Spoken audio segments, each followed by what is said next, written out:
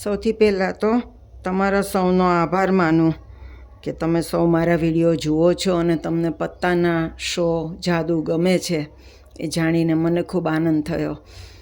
કેટલાકના મારી ઉપર ફોન આવ્યા હતા, મેસેજ આવ્યા હતા કે તમે 287 નંબરનો જે વિડીયો બનાવ્યો એ વિડીયો કઈ રીતે થાય છે, એમાં જાદુ એ તમે દર્શાવ્યું નથી, તો અમને નથી ખબર પડતી કે કેવી રીતે તમે જાદુ કર્યું, તો એ જરા જણાવવા વિનંતી. એવું મને ઘણા બધાએ કહ્યું ને મેં પછી જોયો મારો એ વિડીયો, તો સાચું એમાં મેં કહ્યું નથી કઈ રીતે આ જાદુ કરવું એ. તો ખાસ હું એ જાદુ કઈ રીતે બને છે એનું રહસ્ય જણાવવા માટે આજે ફરી આ વિડીયો ઉતારવા બેઠી છું. તો તમને સમજાઈ જાય આ વિડીયો તો ચોક્કસ મને કોમેન્ટ કરીને જણાવજો. ફરી વખત સૌનો આભાર. તો હવે આપણે આ વિડીયો કઈ રીતે મેં કર્યો, આ જાદુ કઈ રીતે કર્યું એ તમને દર્શાવું છું. તો સૌથી પહેલાં તો છે ને, જાદુમાં જાદુ એવું કંઈક નામ છે મારા એ વિડીયોનું 287 નંબરનો. તો 4 બાદશાહ અને 4 રાણી એ જુદા કાઢી લેવાના. એ વિડીયોમાં મેં ગુલામ અને દસ્સો જુદો કાઢેલો. અહીંયા આગળ આપણે બાદશાહ અને રાણી જુદા કાઢીએ. હવે બાકીના પત્તા છે એ આડાઅવળા ગમે તેમ હોય, એની જોડે કોઈ સંબંધ નથી. હવે શું કરવાનું એ તમને હું કહી દઉં. તો કાળીનો બાદશાહ, ફૂલીનો બાદશાહ અને લાલનો બાદશાહ, અને કાળીની રાણી, ફૂલીની રાણી અને લાલની રાણી.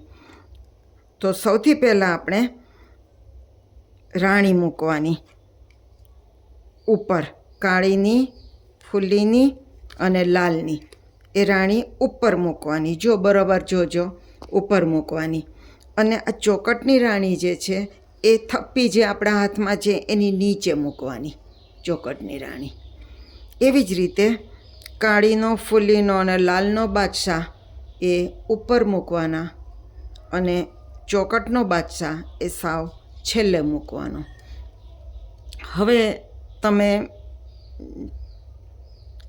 સૌથી પહેલાં કાતર મારો તો આ ઉપરનું અને નીચેનું સેટિંગ જે છે એ બદલાવવું ન જોઈએ, એને ધ્યાનમાં રાખીને કાતર મારવાની છે.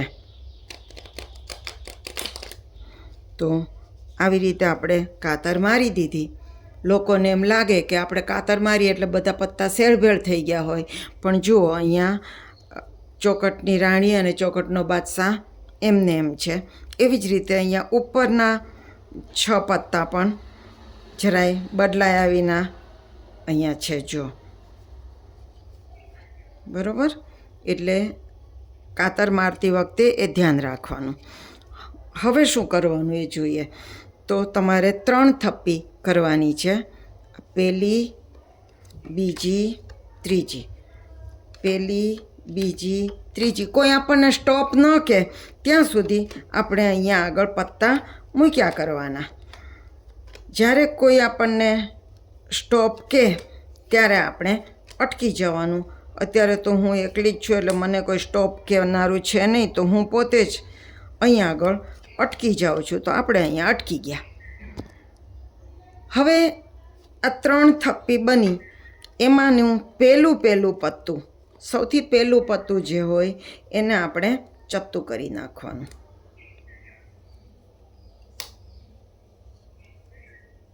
બરાબર.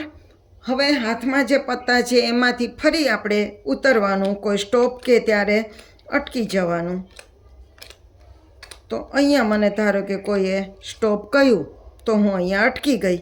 તો આમાં પણ પહેલું પત્તું આપણે ચત્તું કરી નાખવાનું અને એ અહીંયા મૂકી દેવાનું. હવે આ પહેલી થપ્પી જમણી સાઈડની એને બીજી થપ્પી ઉપર મૂકવાનું, બીજી થપ્પી ત્રીજી થપ્પી ઉપર મૂકવાની અને ત્રીજી થપ્પી હમણાં જે ચોથી થપ્પી બનાવી એની ઉપર મૂકવાની. અને આપણા હાથમાં જે પત્તા છે જેમાં છેલ્લે રાણી અને બાદશાહ છે એ સૌથી ઉપર મૂકવાનું. બરાબર.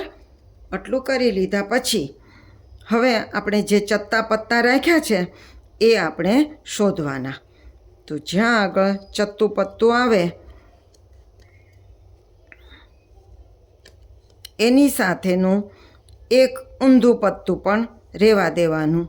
જો આ ચોથું પત્તું આવ્યું તો એની ઉપરના જેટલા પત્તા છે એ બધા આપણે નીચે મૂકી દેવાના અને ચોથા પત્તાની ઉપર એક ઊંધું પત્તું રાખવાનું, એ અહીંયા મૂકવાનું.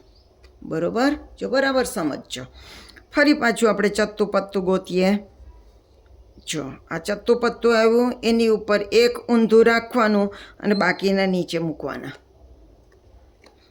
ફરી ગોતીએ. આવા 4 ચોથા પત્તા હોય. જો ફરી ચોથું પત્તું આવ્યું, એની ઉપર એક ઊંધું રાખવાનું અને બાકીના પત્તા નીચે મૂકી દેવાના. હજુ એક ચોથું પત્તું હશે. જો આ ચોથું પત્તું, એની સાથે એક ઊંધું રાખવાનું અને બાકીના પત્તા નીચે મૂકી દેવાના. હવે આપણા હાથમાં બીજા જે પત્તા રહ્યા છે એની કોઈ અગત્ય નથી, એ ગમે એની ઉપર આપણે મૂકી દઈએ તો ચાલે. હવે આપણે જોવાનું છે કે આ જે ઊંધા પત્તા છે, પ્રત્યેક ચોથા પત્તાની ઉપરના ઊંધા પત્તા એ કયા છે. તો જુઓ, ચારેય ઊંધા પત્તા બાદશાહ નીકળ્યા. પણ બાદશાહ કંઈ કોઈ જગ્યાએ એકલો થોડો જાય, એની બેગમને તો સાથે જ લઈને જાય ને. તો હવે આપણે આ નીચેના પત્તા જોઈએ. તો જો એમાં બધામાં ચોકટના બાદશાહની સાથે ચોકટની રાણી નીકળી, લાલના બાદશાહની સાથે લાલની રાણી નીકળી, ફૂલીના બાદશાહની સાથે ફૂલીની રાણી નીકળી અને કાળીના બાદશાહની સાથે કાળીની રાણી નીકળી. તો આવી રીતે તમે આ જાદુને કરી શકો છો. તો હવે હું માનું છું કે તમને સૌને સમજાઈ ગયું હશે આ કઈ રીતે કર્યું એ. તો હવે પછી તમને આવડ્યું કે નહીં એ મને કોમેન્ટ્સ કરીને જણાવજો. હવે નવા જાદુ સાથે ફરી આપણે મળશું. આવજો. કોમેન્ટ્સ કરતા રહેજો.